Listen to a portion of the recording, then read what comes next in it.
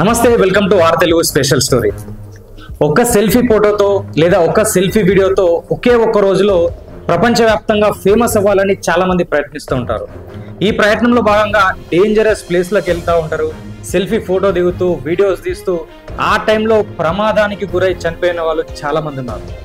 ఇలాంటి ప్రమాదాల్లో చనిపోయింది ఒక వ్యక్తి మాత్రమే కాదు, సో అతని వెనుకున్నటువంటి అతని ఫ్యామిలీ కూడా పూర్తిగా ఏదైతే చిన్నాభిన్నం అయిపోతుంది. ఆర్థికంగా కావచ్చు, ఒక వ్యక్తిని కోల్పోతే ఆ తర్వాత సంపాదించే పర్సన్ చనిపోయినట్లయితే ఎంత ఇబ్బంది అవుతుందో దాని గురించి ప్రత్యేకంగా చెప్పనక్కర్లేదు.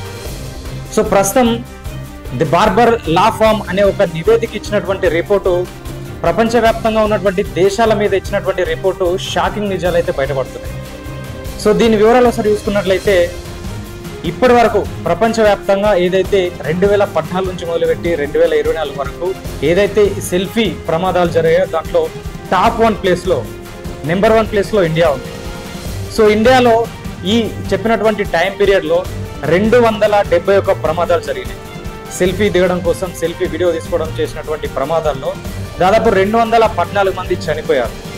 మిగతా 57 మంది అసలు ఇక లేవలేని స్థితిలో ఉన్నారు. అంటే వెన్నుపూసిరిగి లేదంటే తలకు బలమైనటువంటి గాయాలై కోమాలో ఉండి అసలు లేవలేని పరిస్థితిలో ఉన్నటువంటి వ్యక్తులు కూడా చాలా మంది ఉన్నారు.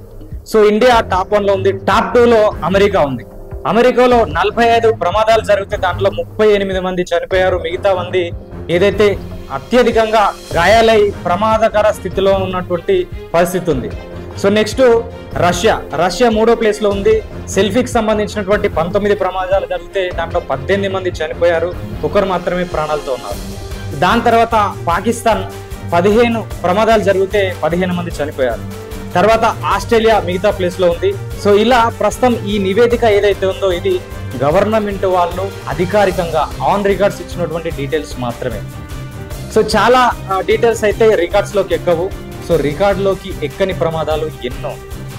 సో ఈ ప్రమాదాలు ఎందుకు జరుగుతాయి అంటే ఓవర్ నైట్లో ఫేమస్ కావాలని, సో ఒక్క సెల్ఫీ ద్వారా నా జీవితం ఏదో మారబోతుందని వీళ్ళు చేసే చేష్టల వల్ల అది ప్రాణాపాయ స్థితికి వచ్చి ప్రాణాలు కోల్పోయే ప్రమాదం కూడా ఏర్పడుతుంది. సో ఈ ప్రమాదాలు ఎక్కడెక్కడ జరుగుతాయి, ఈ తిక్క పనులు, తిక్క చేష్టలు ఎట్లా చేస్తారో ఒకసారి చూద్దాం. సో ముఖ్యంగా పర్యాటక ప్రాంతాల్లో ఇలాంటి ప్రమాదాలు జరుగుతాయి. చాలా ప్లేస్లో ఇప్పుడు పారేటి నదులు, సరస్సులు ఉంటాయి. సో మొన్న ఒక వీడియో చూసిన, ఒక పాపకు వాళ్ళమ్మ ఫోన్ ఇచ్చింది. ఫోన్ అయ్యి సెల్ఫీ వీడియో తీపిడ్డా అని చెప్పి నదిలోకి వెళ్తూ ఉంటుంది. సో అక్కడ ఆమె ఎంత లోతుంది ఏంటి అని తెలుసుకోకుండానే వెళ్తూ ఉంటుంది. తర్వాత మెల్లగా కాలు జారి ఆ నీళ్ళలో కొట్టుకుపోతూ ఉంటుంది. సో కొట్టుకుపోతున్నప్పుడు ఈ పాప వీడియో తీస్తూనే మొత్తుకుంటుంది, ఏడుస్తుంది. మమ్మీ కొట్టుకుపోతుంది, మమ్మీని తీసుకురాని అని వీడియో తీసుకుంటూనే ఏడుస్తూ ఉంటుంది.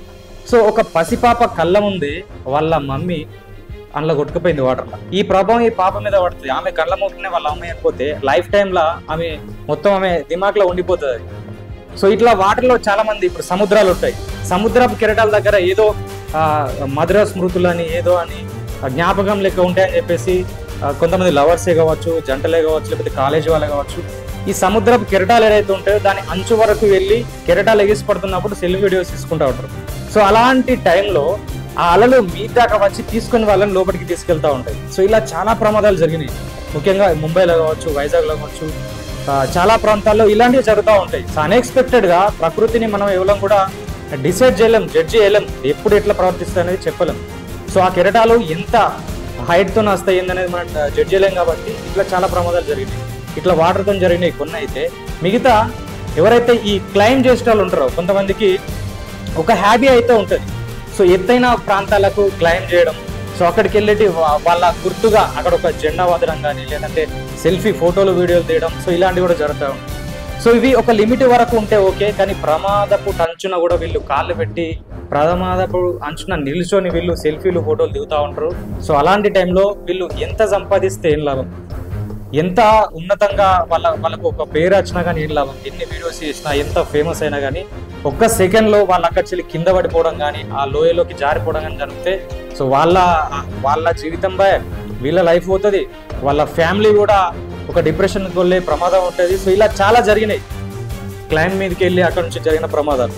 సో ఇంకొకటి ఏంటంటే ఈ నేషనల్ పార్కులు ఏదైతే ఉంటాయో, నేషనల్ పార్కులు కావచ్చు, లేదంటే నార్మల్ జూ పార్కులు ఉంటాయి, లేకపోతే కొన్ని కేవ్స్ ఉంటాయి, అక్కడ యానిమల్స్ను బంధిస్తూ ఉంటారు. సో అలాంటి ప్లేస్లోకి వెళ్ళి సో అవి ముందు ఒక కంఫర్ట్ జోన్లు ఉంటాయి.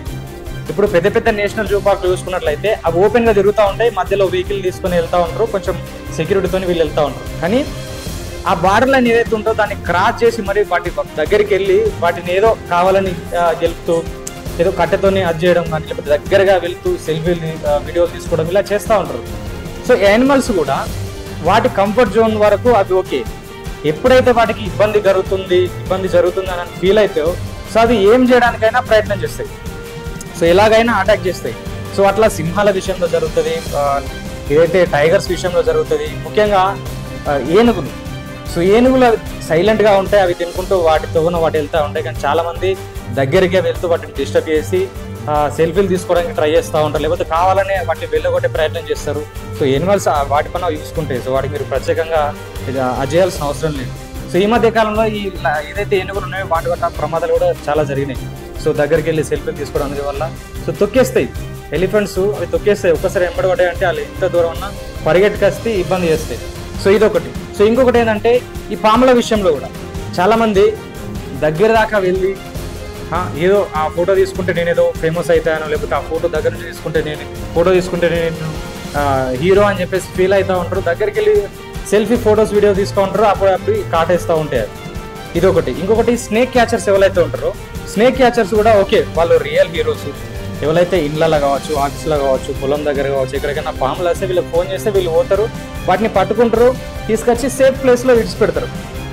చాలా మంచి విషయం, అది వాళ్ళను అభినందించే విషయం. కాకపోతే ఇంకోటి ఏంటంటే సో వీళ్ళు ఏంటంటే పాములు పట్టేటప్పుడు వాటిని డైవర్ట్ చేస్తారు. సో డైవర్ట్ చేసి మెల్లిమెల్లిగా దాన్ని ఒక బాక్స్లో లేకపోతే సంచిలో తీసుకుంటూ ఉంటారు. సో ఇంతవరకు ఓకే, కానీ ఆ డైవర్షన్లో ఉన్నటువంటి ఆ పాములను మళ్ళీ చేతిలో పట్టుకొని లేకపోతే కర్రలను పట్టుకొని డైరెక్ట్ సెల్ఫీ వీడియో తీసుకుంటూ ఉంటారు. సో ఆ టైంలో పాములు చాలా వరకు కాటేస్తాయి, అలా చాలా మంది చనిపోయారు. సో ఇలాంటి ప్రమాదాలు జరుగుతూ ఉంటాయి. కొన్ని ప్రమాదాలు అనుకోకుండా ఏదో జరిగితే, కొన్ని మాత్రం వీళ్ళు కావాలని తెచ్చుకున్నటువంటి ప్రమాదాలు అవి. సో వేరే వేరే దేశాలు ఎట్లుంటాయంటే చాలా వరకు ఈ టవర్స్ ఉంటాయి, పెద్ద పెద్ద టవర్స్ ఎక్కి అక్కడికి వెళ్ళి ఫొటోస్ దిగడం, తర్వాత ఈ బిల్డింగ్స్ పైన నిల్చొని ఫొటోస్ దిగడం, బిల్డింగ్ ఏదైతే చివరంచు ఉంటుందో సో అక్కడికి వెళ్ళి ఫొటోస్ దిగడం, తర్వాత ఈ ఏసీ పెట్టడానికి ఏదైతే బాక్సులు ఉంటాయో ఆ బాక్స్ల మీద కూర్చొని చాలా విజువల్స్ వీలైనంత వరకు పైన కూడా స్క్రీన్ పైన విజువల్స్ కూడా వేయడానికి ట్రై చేస్తాం. సో ఇలా చాలా ప్రమాదాలు జరుగుతూ ఉన్నాయి. సో మీరు ఓవర్ నైట్లో ఫేమస్ కావాలని, ఓవర్ నైట్లో ఏదో హీరోయిన్ కావాలని, ఓవర్ నైట్లో సెలబ్రిటీ కావాలని, ఫాలోవర్స్ రావాలని, లైక్స్ షేర్స్ కావాలని ప్రమాదపు అంచుల వరకు వెళ్ళి ప్రమాదానికి గురై ప్రాణాలు కోల్పోయే పరిస్థితి అయితే తెచ్చుకోకూడదు. ఇప్పటికైతే ప్రస్తుతం ఇండియా టాప్ 1 ప్లేస్లో ఉంది. ఇది ఓన్లీ రికార్డ్స్ ప్రకారం ఉన్నటువంటి కొద్ది సంఖ్యనే, అది అల్పమైనటువంటి సంఖ్య. చాలా వరకు అయితే ప్రమాదాలు రికార్డులోకి ఎక్కువ కాబట్టి చాలా మంది చనిపోతున్నారు. ఖచ్చితంగా ఇదొక వ్యసనం కిందకే తీసుకోవచ్చు. ఇలాంటి వ్యసనాన్ని ఎంత వీలైతే అంత తొందరగా విడిచిపెడితే మంచిది.